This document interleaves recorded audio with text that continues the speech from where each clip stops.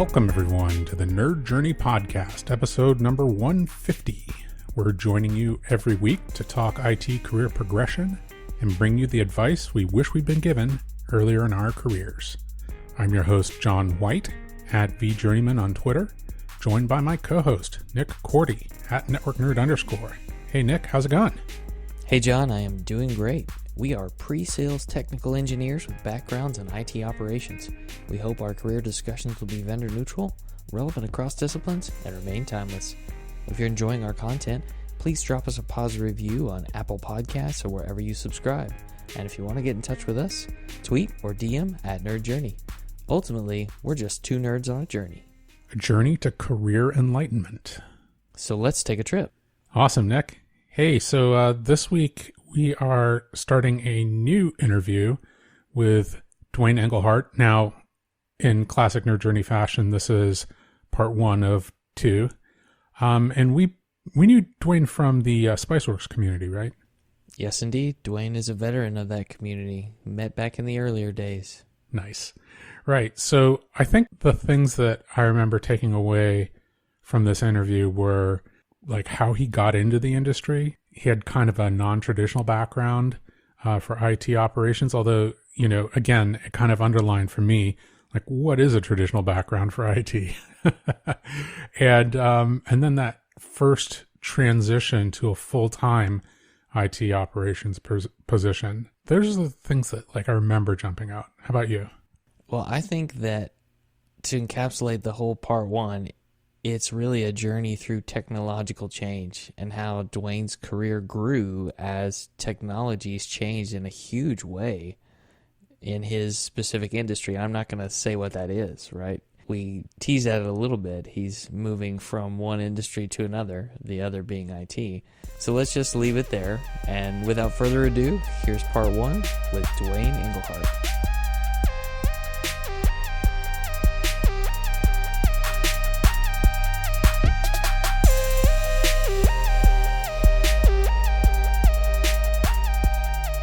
Hey, Duwayne, welcome to the Nerd Journey Podcast. Can you tell us who you are and what you do?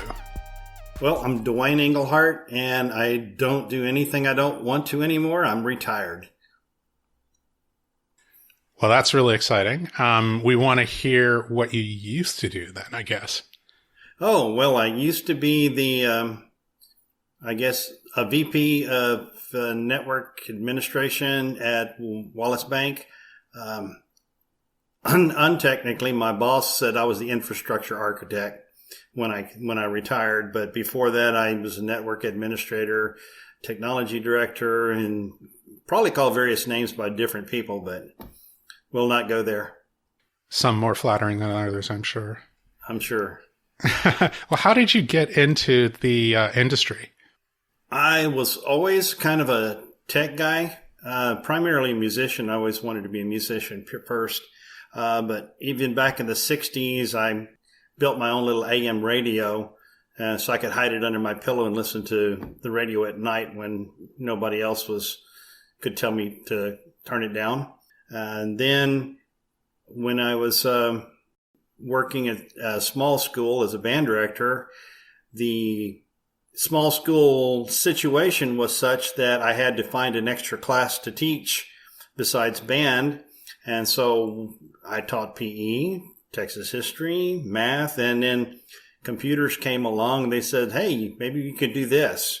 And then there was a quick road to certification. So I took it, got certified so I wouldn't have to quit changing classes I taught every year. So I taught beginning with VIC-20s and Commodore 64s and went from there. My wife liked to do accounting work and I helped her out on the manual ledgers.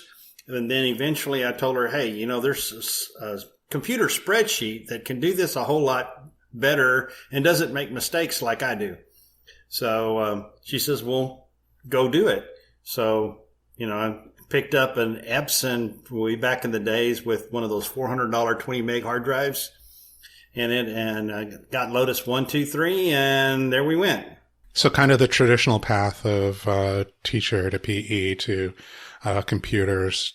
If that's traditional, that's Actually, I used the computer as a band director. I used it a lot because I had a lot of students, and you have to keep track of instruments, uniforms, grades, tests, and all that kind of stuff. And most teachers would have 35 to 60 kids to grade. I had in between 180 to 220.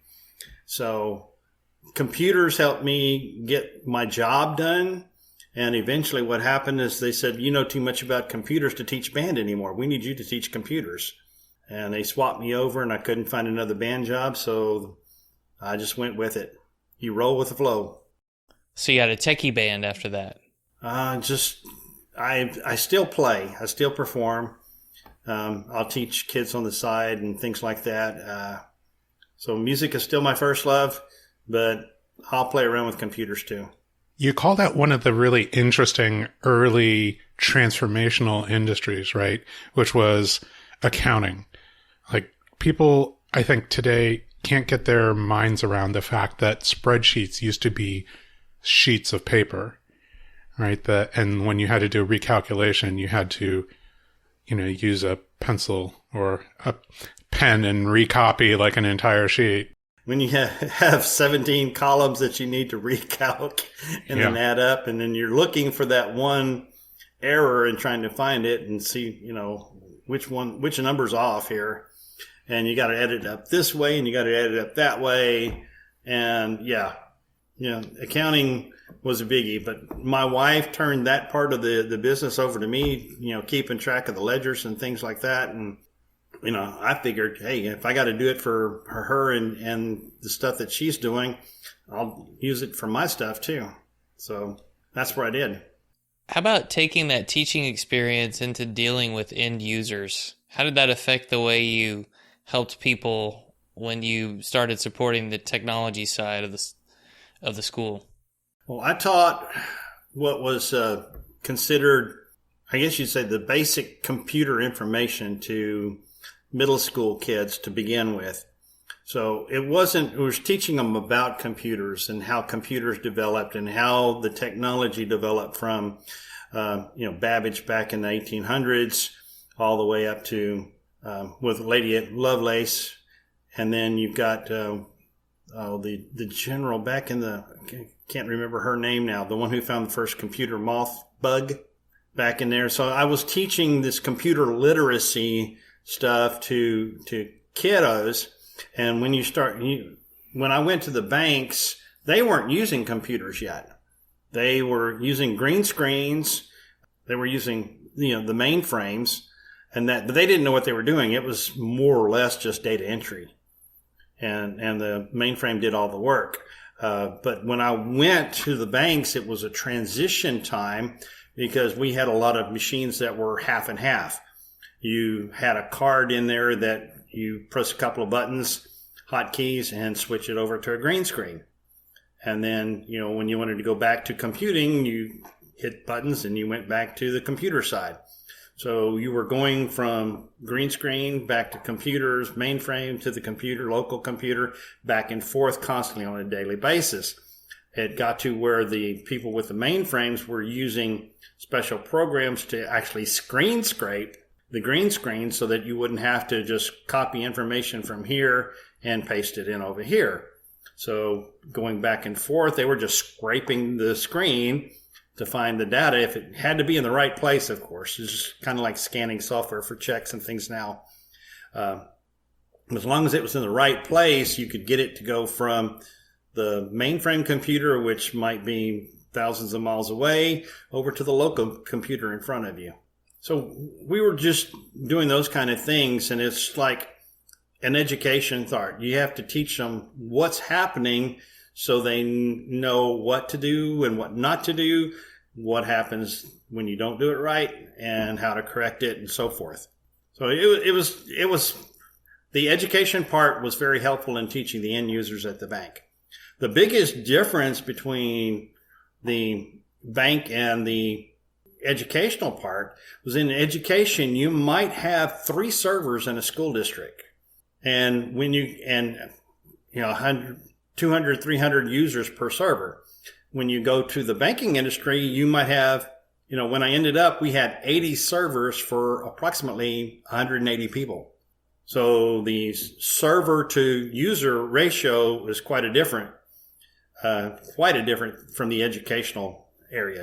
Education really doesn't require that much computing, whereas the banking industry has computers doing almost everything nowadays, back and forth. Did you get to basically see a transition from mainframe computing to like kind of the open systems, like Unix servers with still, I guess I'm going to assume, some legacy processes? That's pretty much where I came into it, John. It was when I came into it, they were still using the mainframes, but they were in the middle of processing. Email was probably the first big local usage of things, but then they found out that they could keep the detailed trial balances, and they could go into search a detailed trial balance in a spreadsheet, and they could find what they wanted much quicker than they could go through and manually manipulate the screens on the mainframe servers to find the information they were looking for. And printing out, you could, when you print something from the mainframe, you can't say I want page 7. You got to print the whole thing. It might be 400 pages. Then you got to go look for page 7. So I was in there for that transition from the mainframes to the locals to I guess you'd call them SQL servers. They weren't technically Microsoft SQL or Open SQL or anything like that. But, basically when I started, we were still using pretty much the 80-place note card type stuff, and then transitioned on into other quicker means of entering data. And what about educating yourself on some of those newer technologies that you needed to switch over to? I always tried to stay 2 or 3 steps ahead of my users, so I could test it out, and then I would, have pros and cons and decide whether they needed it, whether they wanted it, and then I would know what they needed to do with it. There were some steps, though, where I ran into, even in the education field, I found in the 90s, in the mid-90s, I found an application for Apple II machines. And remember, Apple II in the 90s was not really a thing anymore.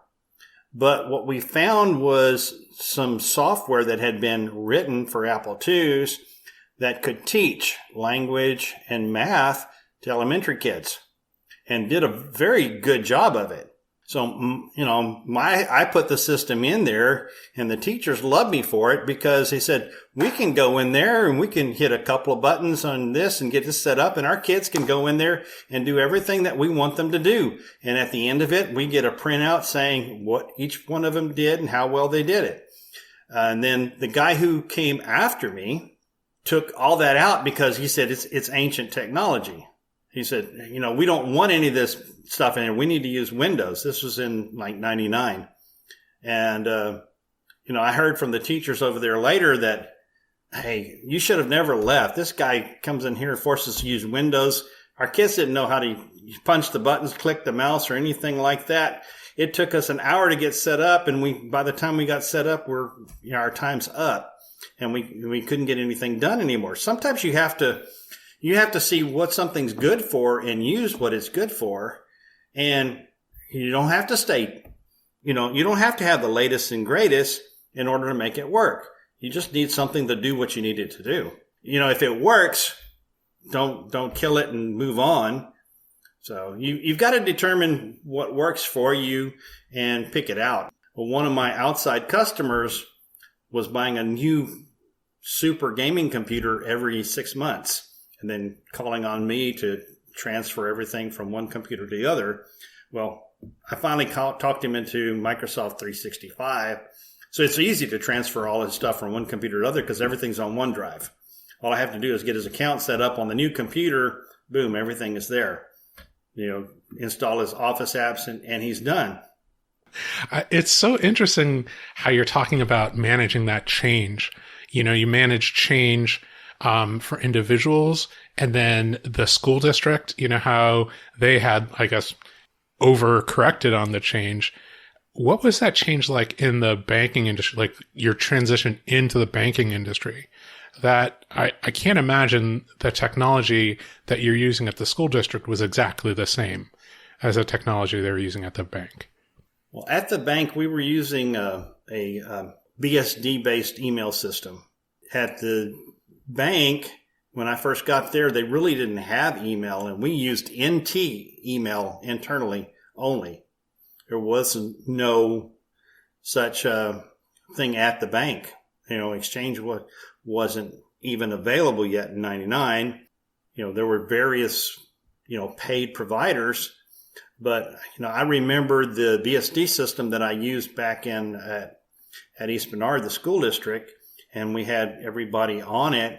Then I said, well, I look at Linux, and I found a Linux that was fairly easy to use, and I set up email on it for the bank, and we used it. We used email on that Linux box from 2002 until we got our first Exchange server in 2007. And technically it had to be rebuilt once because the motherboard had a part go bad, shut down right before a Boy Scout trip, and I had to rebuild it before they let me go on the Boy Scout trip. So I spent an entire Friday night, most of a Saturday, rebuilding that server and reinstalling email. And at that time, I upgraded the email to postfix. So it was a little bit simpler. Had to learn real quick over one day the differences between the other system and postfix and go on from there. But about 3 o'clock in the afternoon, I had it up and running with everybody's emails move over and everything, and caught a flight, caught up with the Boy Scouts back up in Lubbock, and went on from there. And that server ran then from 2002 until we migrated to the Exchange server in 2007, and never went down once after that. Nice. So it was 5 years that it continuously served. So, that got me started in Linux, and so I still run a couple Linux servers at home as well. In fact, I don't have a Windows server at home right now. I just have Linux boxes. So it's you have to use what's good for you and what's cost effective. There's no sense in wasting money on computing when you don't have to. Well, you mentioned the computing needs at the bank were much greater in terms of amount of compute per user was much greater.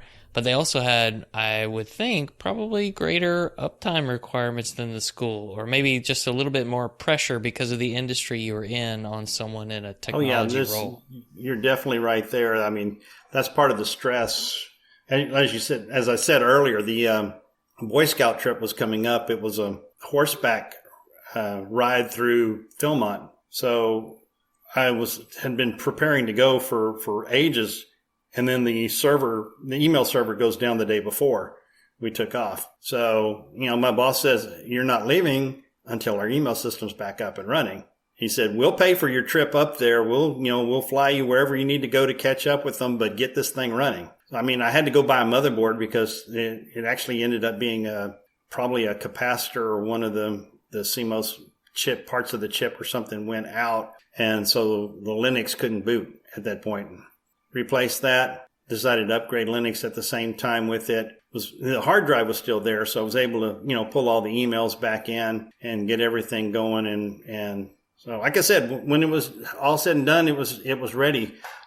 We had a spot at the bank where Windstream did us a little nutty. They were closing down a data center that we were in and wanted us to move next door to another data center, an older one. So in doing so, they said they wanted to give us all new circuits. Well, it wasn't something that we're going to have to pay for. We had to kind of go with it because they weren't going to keep our old circuits. Even though we were in the same building as the old data center, new data center, whichever one you call it. And they actually were running a cable from one to the other. I mean, a cable. So you just one cable, right? Just one cable. That's all it was, is one internet cable. And they were running it to the other room from the data center that they had us move to. But instead of just connecting us back to that same cable port, they said, we want all new circuits. and go down. Well, we moved all our server equipment. We had a little bit of issue with an HPE system that didn't want to completely boot after we moved it. Got HPE on the line and got it running again about 6 a.m. In time before anything else, anybody was going to need it. In the meantime, we had no network traffic, or we couldn't get any data across the network. We had network traffic. We could ping across, but we had no network. Nothing, no other packets would go. And I sat there for 3 days trying to convince Windstream there was an issue with the size of the packets.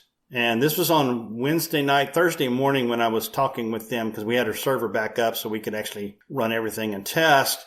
And it was Sunday afternoon at 1 o'clock before I got an engineer that finally says, "Oh, yeah, that sounds like an MTU issue." I said, "Yeah, go find it." And it turns out in their new circuits, they had misconfigured one of their internal switches and only set it for like, it was something like 125 MTUs, Oops. when it should have been 1372. So it was like we were down for 3 days out externally.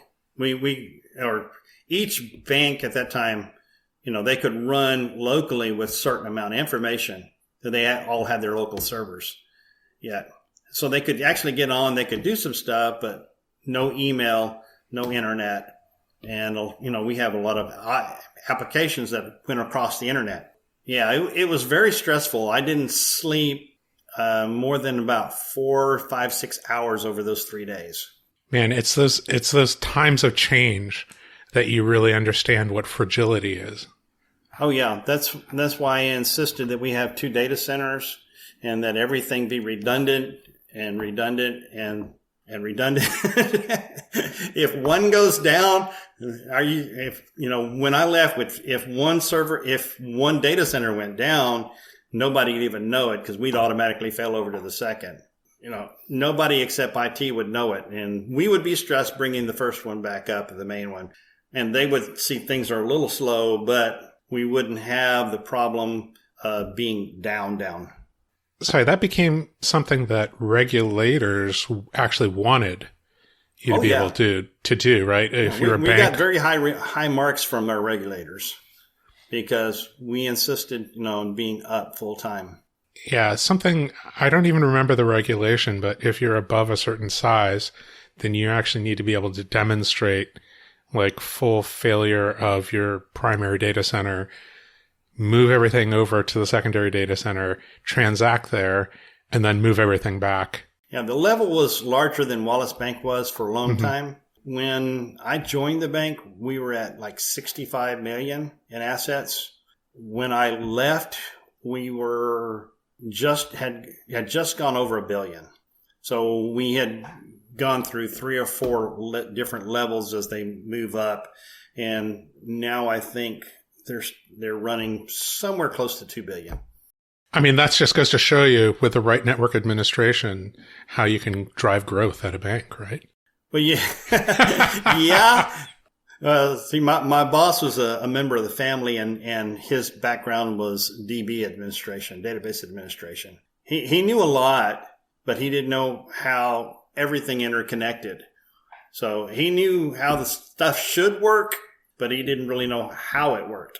I taught him a lot over the 5 years that I worked. No, actually, I worked with him 7 years. For the 7 years I worked with him, I taught him quite a bit on how things were connected in order to make his database systems work properly. And he's decent now. He knows and can understand whether he actually can do it all or not.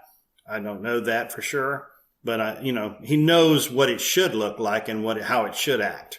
That's a really good trait in a manager, wanting to learn from employees. I don't think all of them are that way. He was willing because he came in not as a network administrator, but he came in because he was the oldest son of the primary owner, and primary owner wanted to get his sons involved with the business so it could stay. The bank could continue on when he finally retires. I don't know when he's going to do that or not, or if he's going to. He wanted Faisal to actually come in and and take over the department. But Faisal came in knowing he didn't know a lot of stuff, and knowing that I had everything running already anyway. They'd always treated me well, and I just, took it upon myself to make sure that he understood everything that we needed to go on. And eventually he fought for everything that we needed. So we could actually put in things that we felt like we needed to keep things up and running to get those 5 nines at the bank. It was a good trip. I enjoyed working there, and I have nothing bad at all to say about him. It was a good gig. It sounds like your rapport with him and educating him on how the technology impacted the bank's business, the uptime, the availability, how it impacted, outages and things like that, really turned his head to be an advocate for everything you got. We got told no a few times for some stuff that we wanted in order to increase reliability and uptime and make it less stressful on us. But generally, if we kept at it for 6 months or more and could demonstrate exactly what we needed to, what we expected to get out of the return on the investment, if it was going to be a 6 months or less, or increased reliability to the point where the failover was go up a couple of nines, and that, we could generally talk him into fighting for us at the board and getting what we needed. If I lacked for it, I found a way to get it one way or another. How did you learn that lesson that you needed to be able to demonstrate business value to the bank, like either through increased reliability or some kind of return on investment?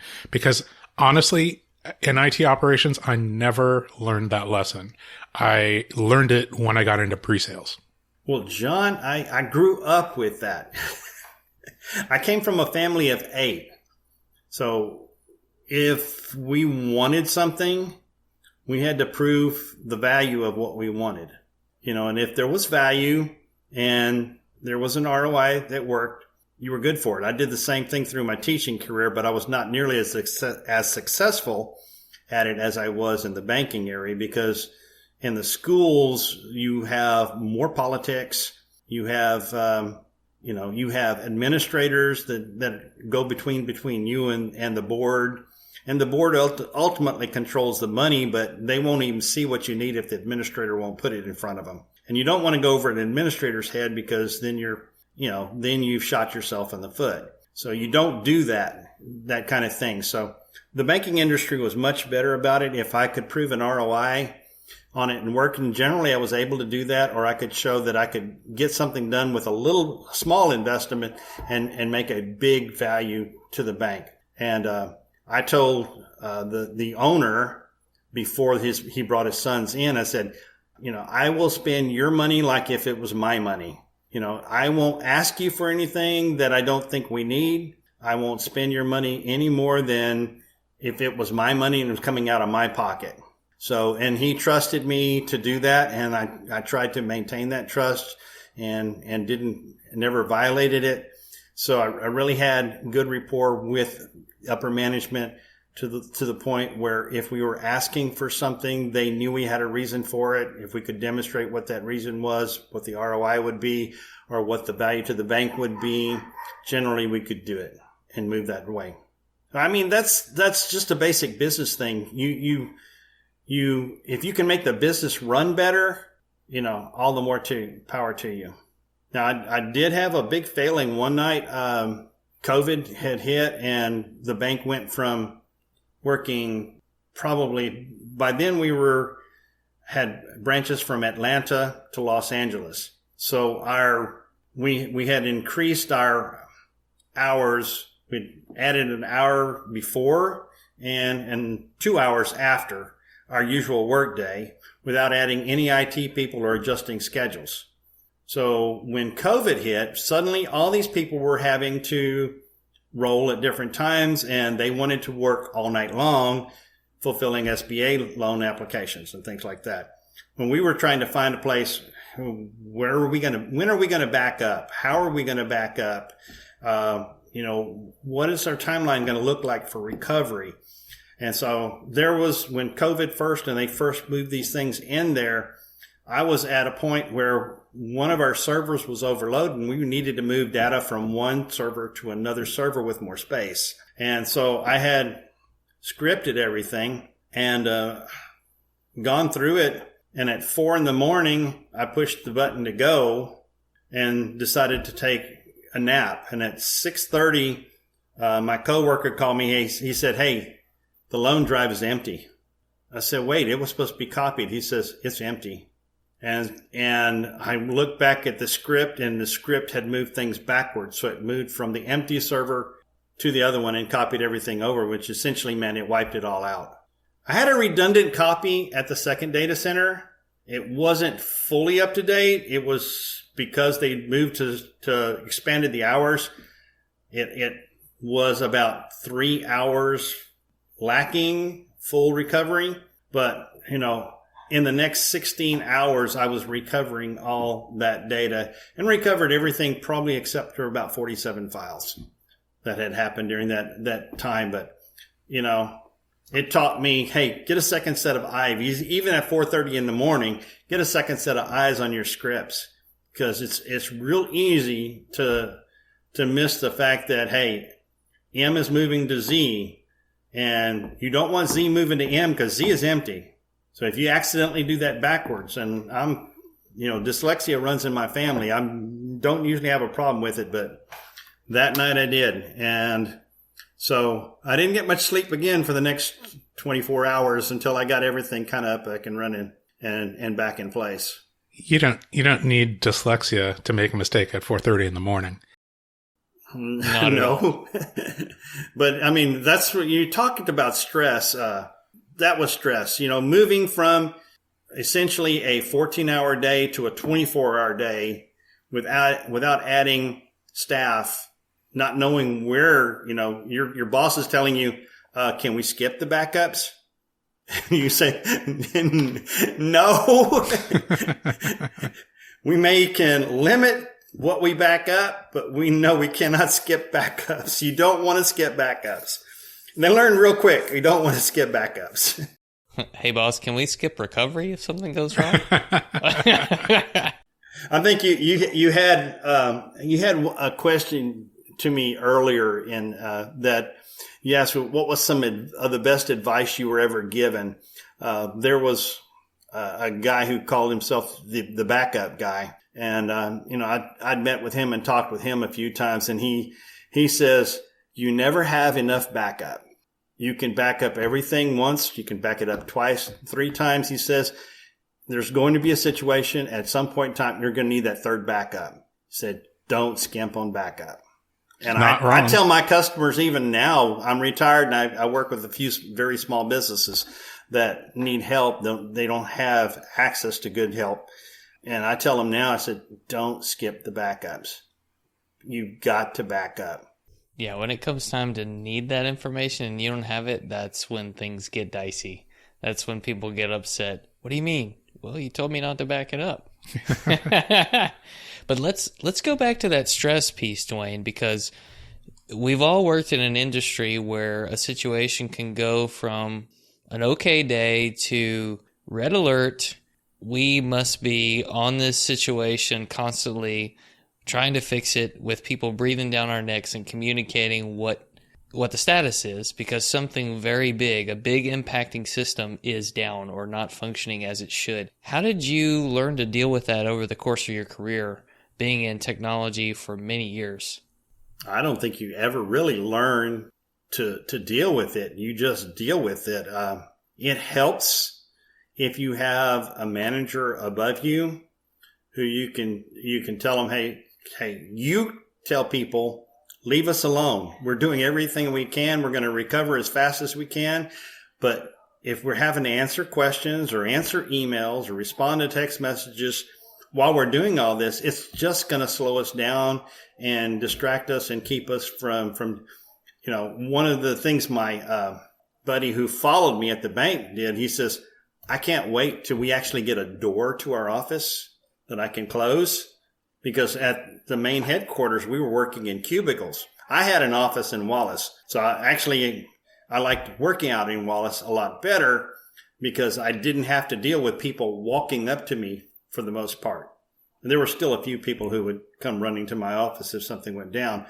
But John would have to sit there, and he'd have to sit there trying to work when people were coming around and hovering over him.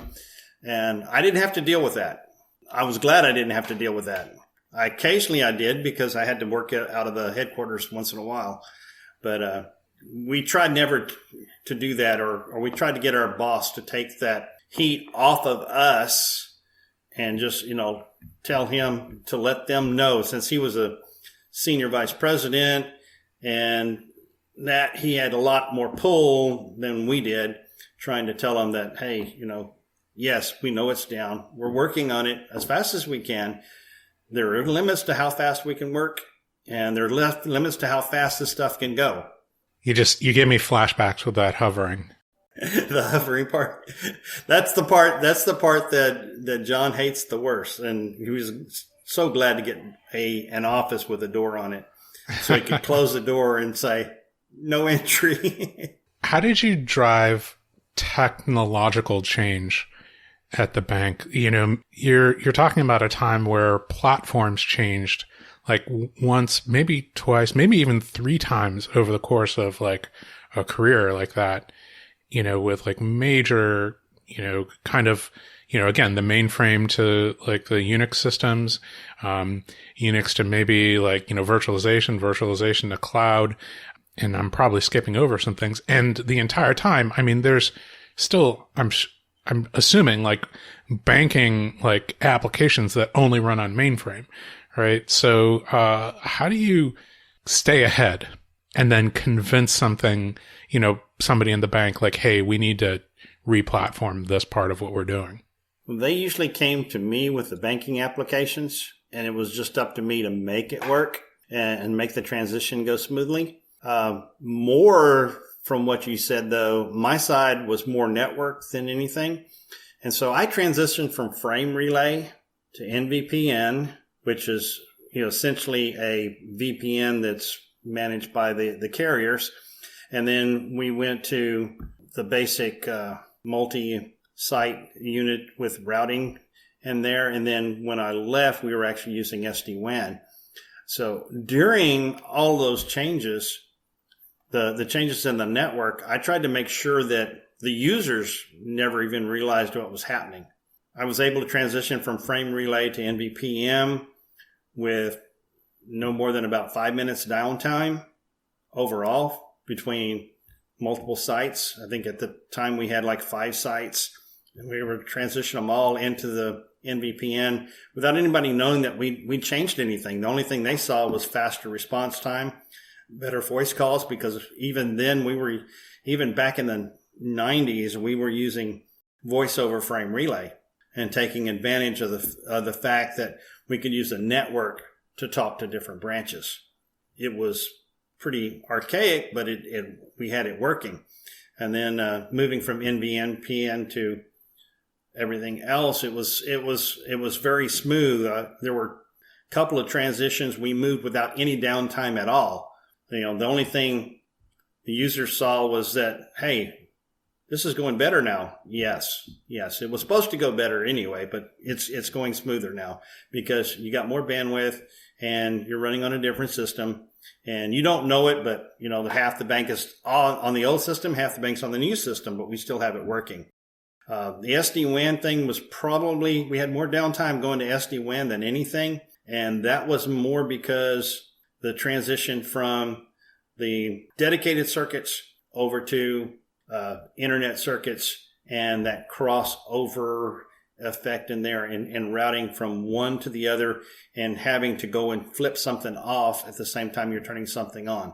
Whereas all the other changes, we were able to flip something on and just redirect.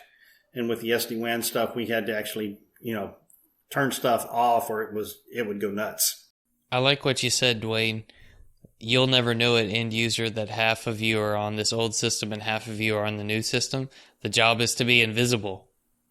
Right? You're supposed to be invisible to them almost, and when you become visible, that means you're fixing a problem. Yeah, we're enablers. We enable them to do their job. The better we can do that and the less they have to talk to us, the better they like it and the better we like it as far as that goes. Now, if they start complaining, something's slow, and generally that's what they complain about. Hey, it's slow. It's getting slower, and you have to look and see why it's getting slower. If there's something you have to change and stuff, you want to be able to change it if possible without them knowing it. And you want them to come up to you and say, hey, things are working a lot better. Or they don't tell you anything. Most of the time they don't tell you anything. Occasionally there's a few people that will come and say, hey, it's working better today. I like it. Right. We don't always hear the thank yous for things working well. We just hear when they're not.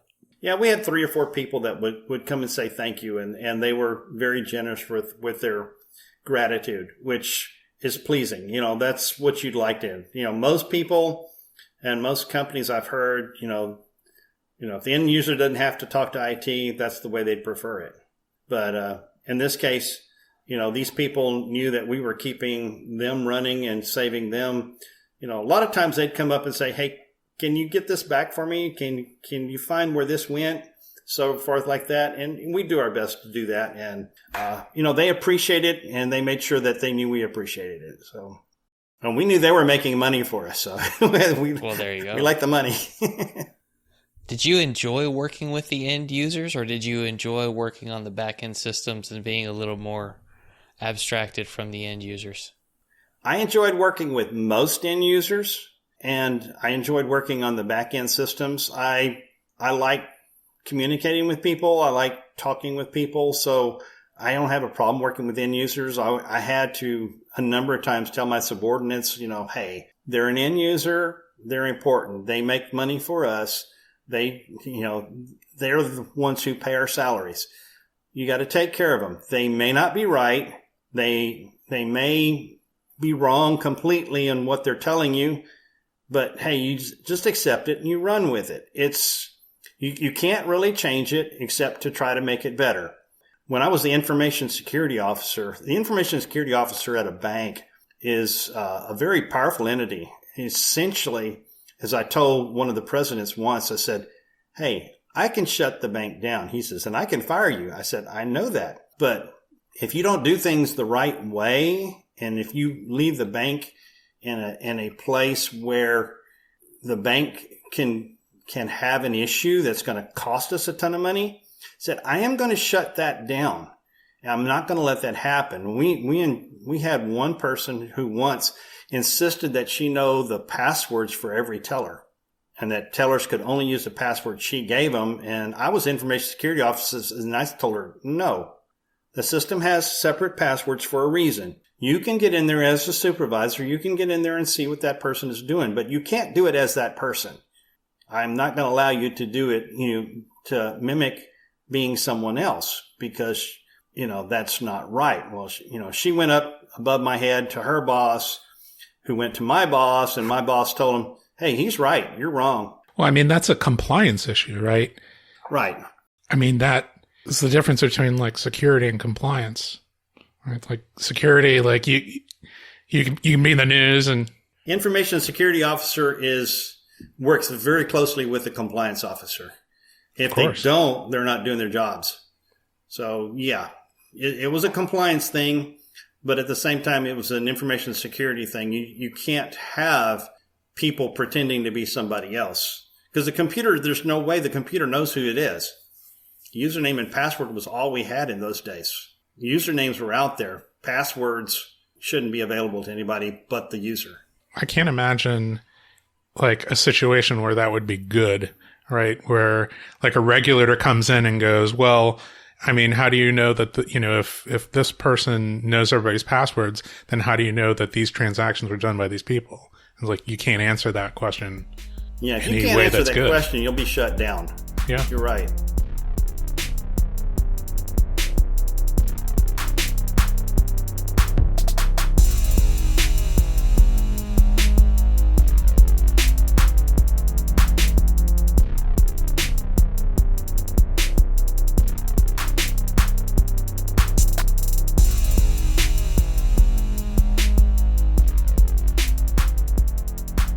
Okay, we're cutting it off there before part 2, but, just to underline the obvious, yet another teacher who's gotten into information technology.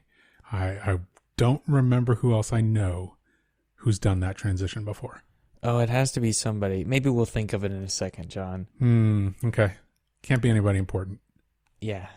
I wonder if that's the reason Duwayne was so good at encouraging his people to recognize the contributions of the end users to the overall revenue stream of the company, and therefore, hey, these folks are paying our salaries. I really liked the fact that he emphasized that to the team. You know, people are difficult to work with wherever you go. Whatever you do, you're going to rub people the wrong way. You're going to butt heads probably. But he advised his team, hey, take care of these people. They are making money for the company, and so you can do your job, basically. Yeah. That's a really good point. And one I think I never learned in my IT career. That's not quite true, but I just didn't learn to align with it closely enough. Sure. And, you know, it helps if your manager emphasizes those things and helps you as the person doing the work see the value in supporting the organizational goals. It all goes back to, did the purpose of your work get communicated to you by people above you? And it sounds like in this case, Duwayne was very good at sharing that with the people that worked under him. Yeah, that makes sense. It really helps to understand and really ground yourself in your job. And I think, you know, it's like that Patrick Lencioni thing, right? Where you need to understand how you're aligned with the goals of the organization that you're part of. And if you haven't read 3 Signs of a Miserable Job by Patrick Lencioni, it's a really good read. It'll go fast. Yeah. Find it on Audible. How about that? Those outage situations, John. We've been in those situations where there's a system down problem and everybody wants to know when it's going to be fixed because there's a wide impact. I like the fact that Duwayne's boss was able to be the one who took the heat and acted as the mouthpiece to the rest of the organization so that the team could focus on what they needed to do and less on communicating what they were doing. Yeah, that's such an important thing. I mean, I remember snarkily thinking to myself, oh, do you want me to spend all my time explaining to you what's going on, or do you want me to fix the problem? You know, and it's just part of you being that guy. Yeah, it's true. But I think my passive aggressive response is always to just like go into extreme detail and then like spend like tons and tons of time, you know, explaining exactly what was going on, and then have the person say, oh, so how are things going? And I'm like, oh, well, I'm not fixing the problem.